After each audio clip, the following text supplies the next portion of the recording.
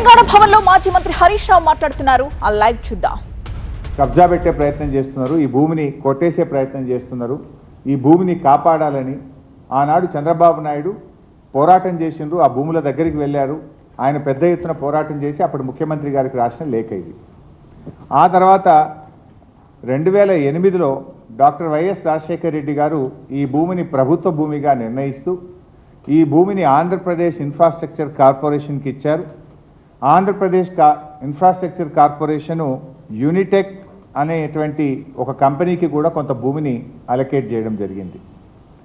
ఆ తర్వాత 2015 సంవత్సరంలో అంటే వేరియస్ కోర్టులో కేసులు జరిగి 2015లో సుప్రీంకోర్టులో ప్రభుత్వం ఓడిపోయి ఈ భూమి శివరాజ్ బహదూర్కు చెందిన భూమిగా 2015లో సుప్రీంకోర్టు ఆర్డర్ ఇచ్చింది. 2015లో సుప్రీంకోర్టు ఆర్డర్ ఇస్తే న్యాచురల్గా మన రాష్ట్రంలో ల్యాండ్ సీలింగ్ యాక్ట్ ఒకటి అమల్లో ఉంది.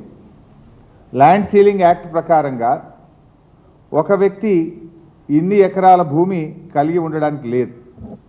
సో ఈ 373 ఎకరాలు ఒక వ్యక్తికి ల్యాండ్ సీలింగ్ యాక్ట్ ప్రకారంగా ఉండవు.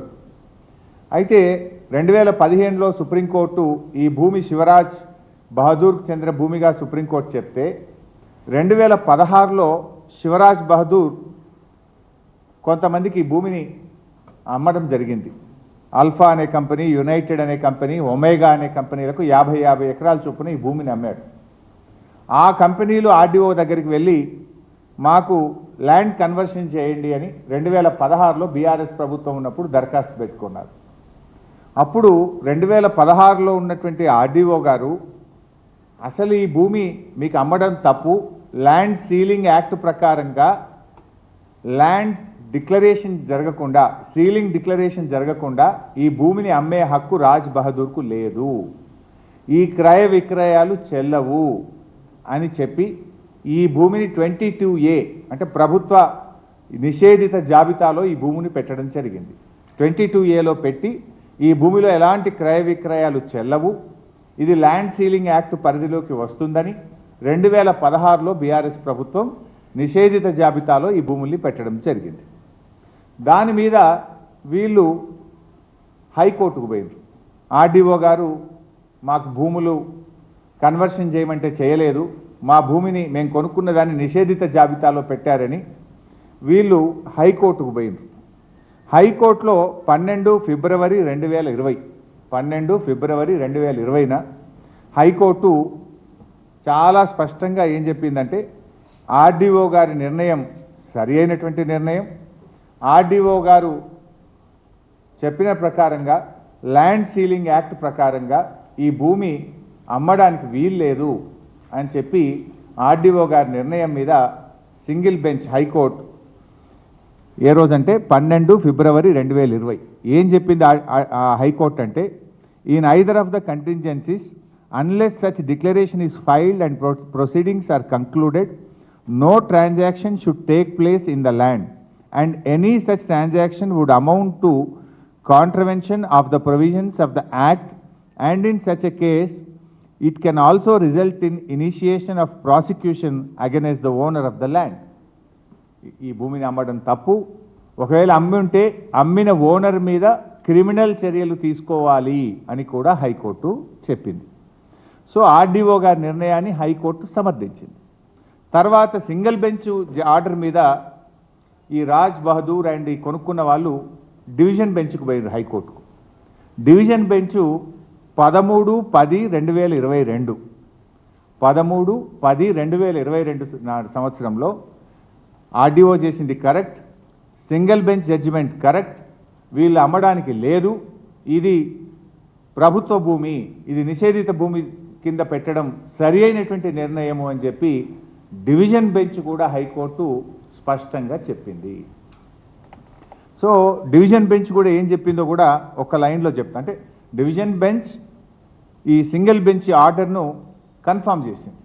డివిజన్ బెంచ్ కూడా మాట్లాడుతూ పారా 12లో ఏమంటుందంటే and if any transaction of transfer of the land without filing a declaration or declared null and void under section 17 of the land reforms act. Land reform act section 17 కింద మీరు land ceiling declaration ఇవ్వకుండా RDO గారు, అంటే RDO is the authority, LRT is the RDO is the custodian.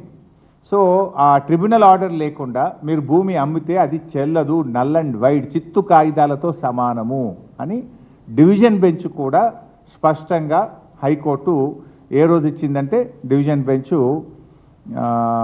13/10/2022. So division bench order ఇచ్చిన తర్వాత వీళ్ళు సుప్రీంకోర్టుకు పోయింది. సుప్రీంకోర్టుకి ఎప్పుడు పోయినరు అంటే 2/9/2023. ఇప్పుడు ఆ మ్యాటర్ సుప్రీంకోర్టులో పెండింగ్లో ఉంది. సుప్రీంకోర్టు ఎలాంటి స్టే కూడా ఇవ్వలేదు. ఇన్ఫ్యాక్ట్ సుప్రీంకోర్టులో ఏం జరిగిందో కూడా చెప్తాను. సుప్రీంకోర్టులో ఇది రాష్ట్ర ప్రభుత్వం వేసినటువంటి అఫిడవిట్. రాష్ట్ర ప్రభుత్వం ఆర్డీఓ గారు సుప్రీంకోర్టులో వీళ్ళు వెళ్తే అఫిడవిట్ వేసినారు. జగదీశ్వర్ రెడ్డి ఆర్డీఓ కందుకూరు. ఈయన ఆర్డీఓ గారు సుప్రీంకోర్టులో వేసినటువంటి కేసులో కూడా ఏం చెప్పిండు అంటే, ఇది ఆర్డీఓ గారి దాంట్లో నుంచే నేను చదువుతున్న పారా 15. ఏమంటాడు? Shall seized and vested absolutely in the state free from all encumbrances act గురించి చెప్తూ, under the provisions of this act the entire land vest with the government free from all encumbrances unless any occupancy right certificates are issued under the provisions of this act. As per the available records, no such occupancy right certificates were issued in favor of any person. As such, the land is treated as government land. As such, the land is treated as government land. అని ఎవరు చెప్పిండ్రు? మన RDO గారు సుప్రీంకోర్టులో వేసింది. ఎవరు పోయింది సుప్రీంకోర్టుకు? ఈ భూమిని కొనుక్కున్నటువంటి వాళ్ళు, ఈ రాజ్ బహదూర్ ఎవరికైతే ముగ్గురికి ఈ భూమిని అమ్మిండో ఆ భూమిని కొనుక్కున్న వాళ్ళు ఆర్డీఓ దగ్గర పోతే ఆర్డీఓ ఇది చెల్లదు అని కొట్టేసిండు. హైకోర్టు సింగిల్ బెంచ్ దగ్గర పోతే చెల్లదు అని కొట్టేసింది. హైకోర్టు డివిజన్ బెంచ్ దగ్గర పోతే చెల్లదు అని కొట్టేసింది. సుప్రీంకోర్టుకు పోయి స్టే అడిగితే సుప్రీంకోర్టు స్టే ఇవ్వలేదు. సుప్రీంకోర్టులో ప్రభుత్వం తరఫున ఆర్డీఓ ఏమనేసిండు?